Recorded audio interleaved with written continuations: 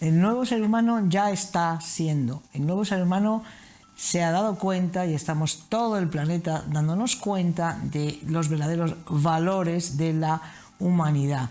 Los valores fundamentales para la evolución son dos, fundamentalmente: el amor y la cooperación.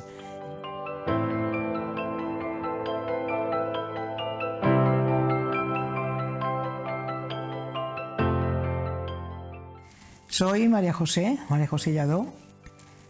Soy una mujer, como se ve, muy inquieta y que me he formado en multitud de áreas que tienen que ver con el humanismo y que tienen que ver con el apoyo a una sociedad que está cambiando. Empecé formándome hace tiempo en psicopedagogía, después en psicología clínica, después en psicología transpersonal, después en musicoterapia, después especialista en violencia, en prevención de la violencia y todo lo que tiene que ver con el apoyo al ser humano, hombre o mujer. Y desde ahí, empezamos en equipitos pequeños, empecé a montar empresitas que tienen que ver con el coach. Como coach o como asesora en empresitas empecé hace como unos 20 y tantos años. Pues si hablamos de dos conceptos, hay que tener clarísimo, y vamos a ver si lo conseguimos, establecer las diferencias entre lo que llamamos coach o coaching y lo que llamamos mentoring. Coach, etimológicamente, podemos decir que viene del inglés también y en español se traduce como coche. Qué curioso, ¿no? ¿Qué quiere decir eso? Pues que tú, en un coaching, tú coges a personas que están en un sitio y las conduces hacia otro sitio o las ayudas a que lleguen a otro lugar, como los coches, como los conductores. Salvando estas distancias, a mí el tema coach, con un poquito más de diferencia, hablamos de no se puede mezclar con el mentoring. Para mí, ¿qué es un mentor griego o un mentoring? El mentor tiene un punto de vista, un punto de partida más educacional. Es aquel que al mentorizar a alguien lo educa, lo apoya, le deja ser y él va llevando quizás su propio coach interno, por decirlo de alguna manera, su propio ser interno, un educador, alguien que acompaña en el ser, en el camino o en el proceso de crecimiento y de desarrollo. Para mí sería mucho más el mentor, el mentoring. Y el coach tiene otro planteamiento también bien distinto, que es eso, el llevar, el poner pautas, el conducir. Esos dos recursos que empezaron ya hace años, hace como 10 empecé a cambiar o a integrar ambos para evolucionar. Pues después de integrar esos conceptos tan diferentes, ¿no? Que es interesante saber el coach y la mentorización, surge otra nueva forma de enfocar o de evolucionar, que es lo que llamamos hoy, en las empresas y en las personas, inteligencia vincular, y en las empresas tiene que ver con la inteligencia o con la psicología organizativa. Psicología de organización. ¿Qué es esto?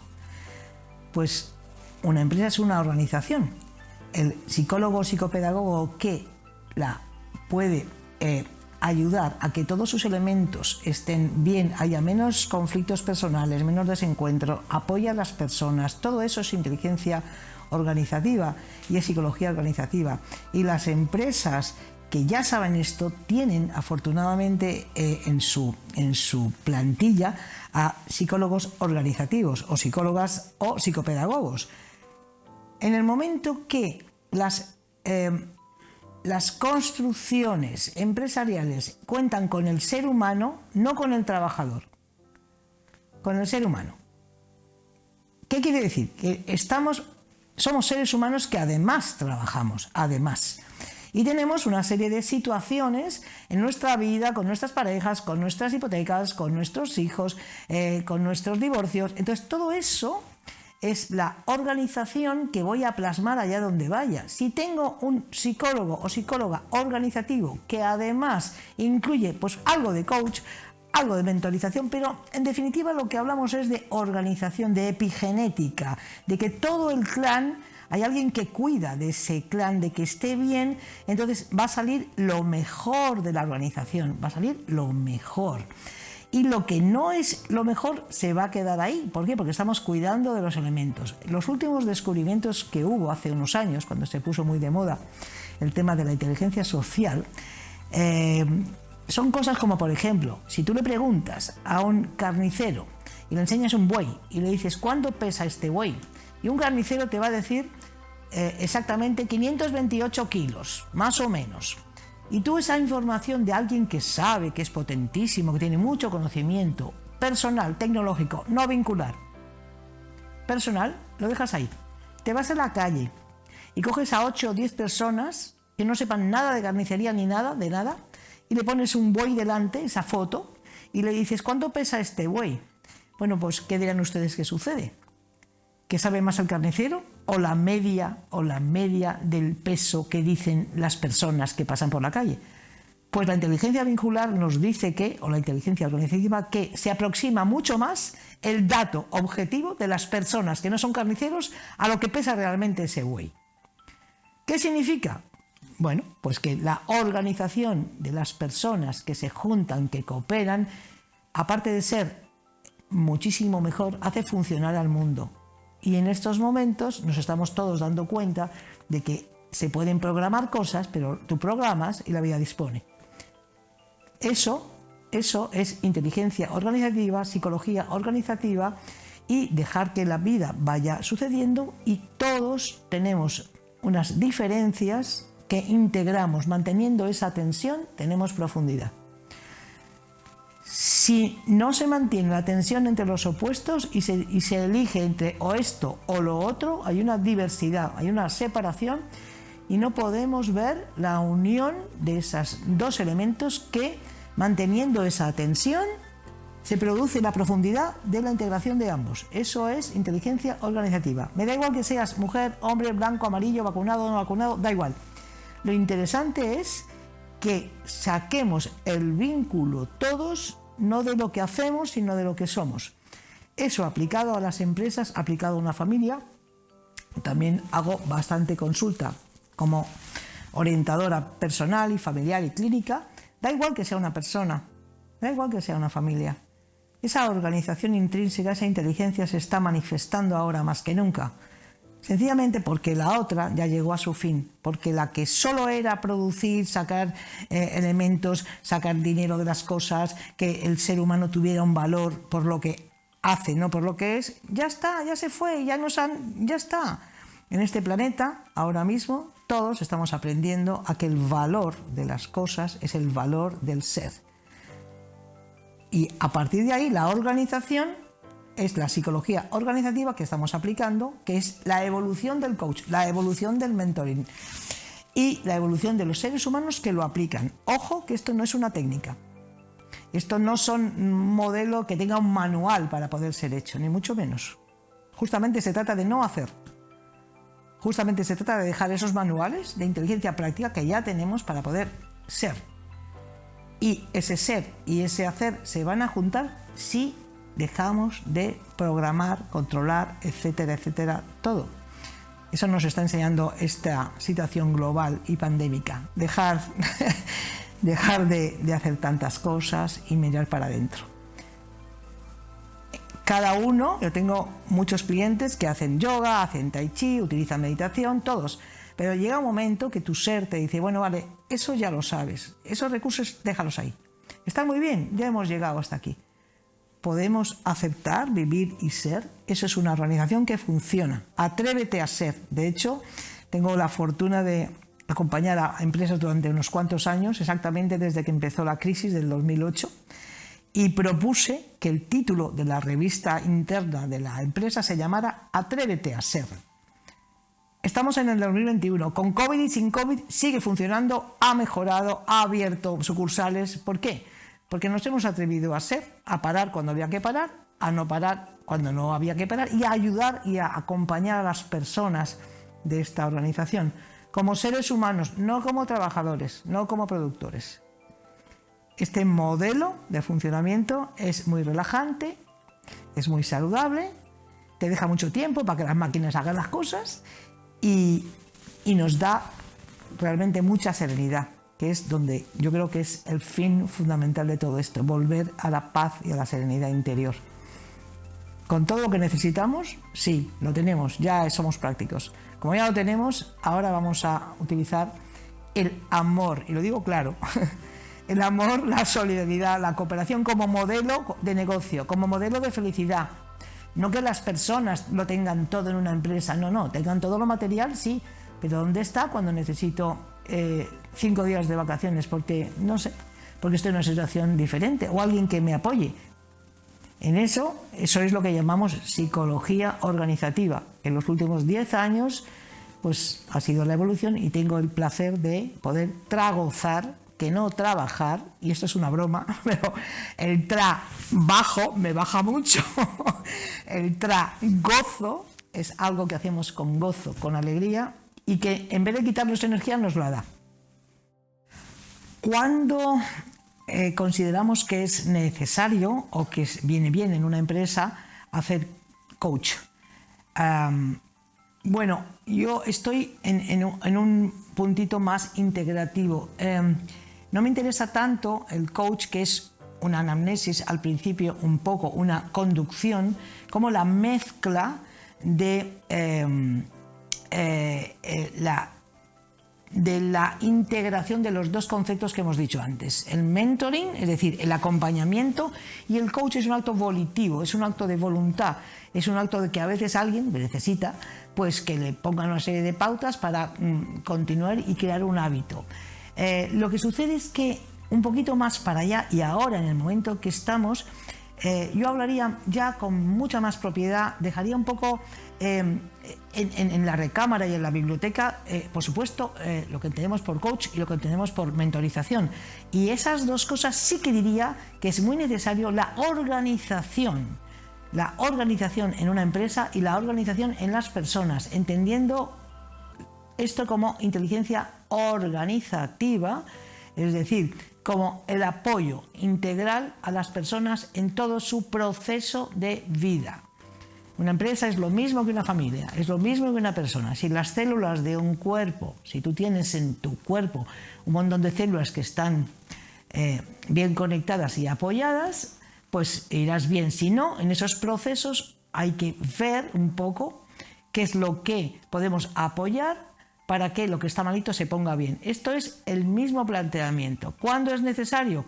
Cuando las personas lo sienten, cuando las personas o las empresas llaman y, bueno, es que hay unas historias de comunicación aquí que no van bien, hay conflictos, tengo una persona que está pasando por un proceso de enfermedad, un divorcio. En esos momentos, cuando el ser nota que algo no está muy bien y puede estar mejor, es cuando se puede hacer. Objetivos que tiene, por supuesto, la salud física, mental y emocional del ser humano. El que el trabajar sea una opción, nunca una obligación.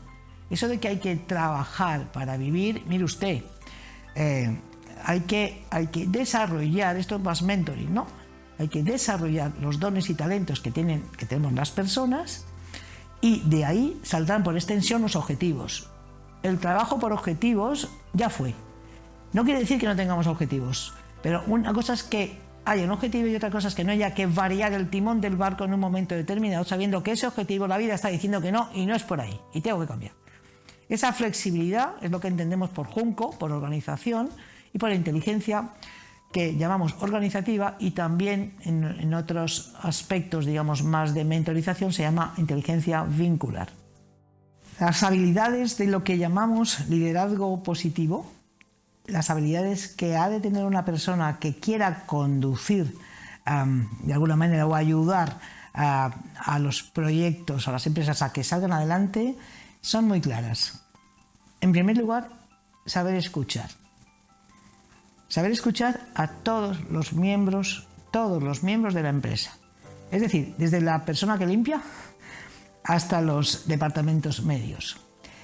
Lo que llamamos cultura de empresa no es nada más que el bienestar y la escucha activa del empresario, del líder. Eso por un lado. Por otro lado, a la hora de implementar las tareas, tener muy claro que tiene que estar de acuerdo con las habilidades de las personas, no con lo que la empresa necesite. Tiene que ver claramente que si una persona tiene una habilidad o un don o se cansa muy rápido, pues no la va a poner en un trabajo rutinario. Todo eso es organización, es ver si una persona de su empresa o varias son más emotivas, más cinestésicas, cómo resuelven, qué situaciones tienen. Todo eso es la observación de un líder. Tiene que ser un gran observador. Muy humilde y muy natural, porque en realidad él está ocupando un puesto que se basa en que todos los demás estén ahí. No es nada más que una pieza más del sistema. La humildad, la generosidad, la naturalidad, el dar más que el recibir van a hacer que ese líder sea una autoridad, pero no una autoridad desde el poder, no. Una autoridad como un autor de su propia vida. Una persona que es amable, que es cariñosa, que sabe marcar límites desde la humildad, es un gran líder. Voy a poner un ejemplo clarísimo. Gandhi, un líder maravilloso. ¿Por qué? Porque su legado ha quedado. Es un líder que fundamentalmente tenía esa esencia de pacifismo interno activista y la dio, y su legado quedó. Es un líder positivo que dura por los siglos. Hitler, un líder basado en el narcisismo perverso, en el ego, en el solo yo practico, quiero conseguir el poder, no sé cuándo. Ese tipo de liderazgo, ya vemos lo que hay, liderazgo depredador. Cualidades de un líder: humildad, observación, buen humor, sentido del humor, por Dios, sentido del humor, risa, comprensión, conocer sus límites muy bien, y cuando no puedo más, cierro, pido ayuda y me retiro. Y dejo que los demás elementos ocupen mi lugar, como hacen los caballos, que son muy inteligentes, la estructura de los caballos.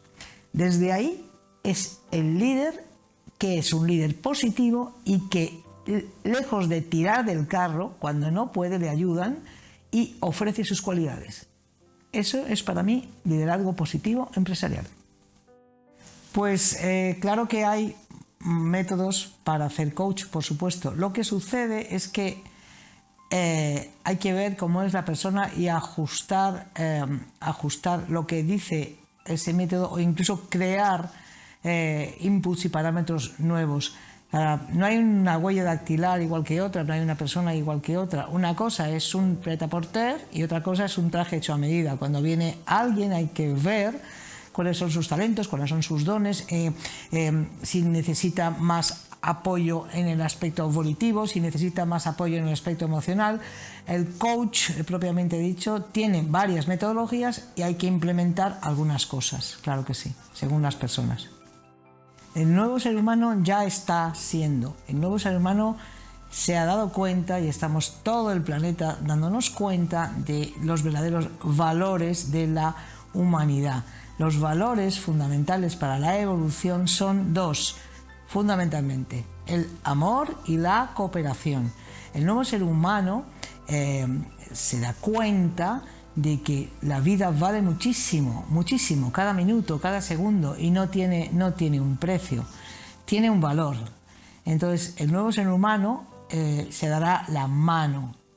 Este es el nuevo ser humano, las mujeres y los hombres, no partidos, enteros, seres humanos enteros, no divididos, unidos. Este es el aprendizaje. El nuevo ser humano es un ser humano que evoluciona y se desarrolla desde la cooperación, la solidaridad y el amor, que realmente es cómo se produce la evolución. Ahí tenemos a dos grandes sabios: Lynn Margulis, mujer, premio Nobel, que demostró que la evolución se producía cuando dos bacterias cooperaban, la cooperación.